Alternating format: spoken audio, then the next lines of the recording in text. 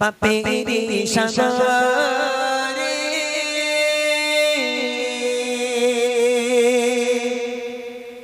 না জানি কি হবে ও পারে হাসরে তোমারে সুপারিশ বিনে তোমারে সুপারিশ বিনে কেমনে গব গোরে হাসরে কি হবে আমার গোরে হাসরে কি হবে আমার মুসিবত না পাই যদি মুসিবত না পাই যদি করুণা তোমার গোরে হাসরে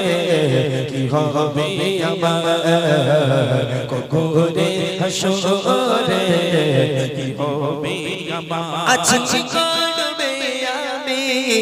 পাপেরি সাগরে না জানি কি হবে ও পারে হাসরে তোমারে সুপারিশ বিনে তোমারে সুপারিশ বিনে কেমনে গব গোরে হাসরে কি হবে আমার গোরে হাসরে কি হবে আমার মুসিবত না পাই যদি মুসিবত না পাই যদি করুণা তোমার গোরে হাসরে কি হবে আমার গোরে হাসরে কি হবে আমার নবী নবী নবী নবী নবী নবী নবী নবী নবী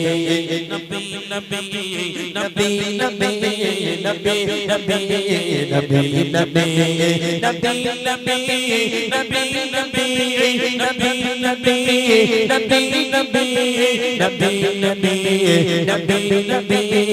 নবী নবী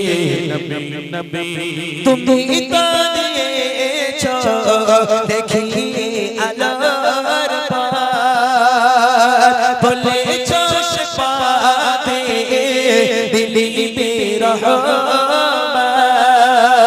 তুমি তো দিয়েছো দেখি আলোর বলেছো পাতে দিলি রহমত কেন যে বল বাঁধে আমি কেন যে বল বাঁধে আমি করলাম জীবন গোরে হাসরে কি হবে আমার গোরে হাসরে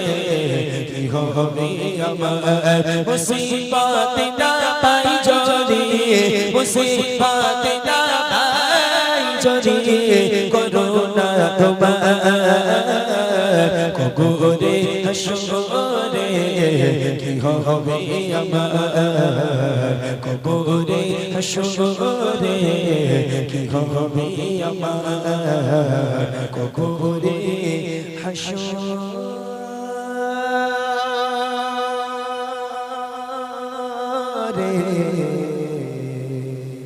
কি হবে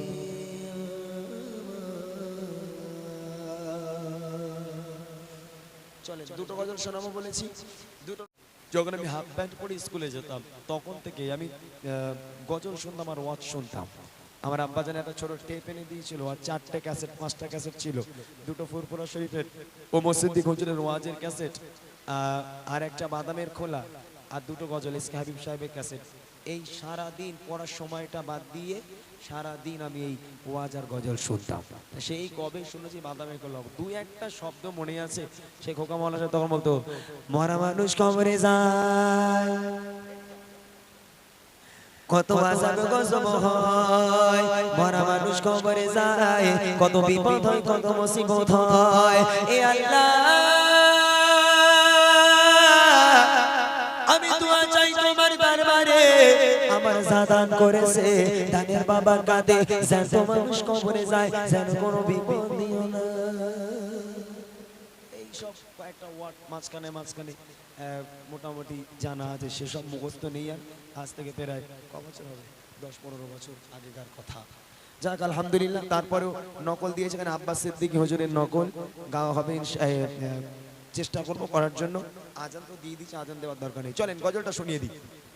যুবক ভাই বা ভাইরা যারা আছেন যদি মনে করেন এই গজলটা শুনে চলে যাবেন আমি দাঁড় করাবো না তবে যারা বুড়িমা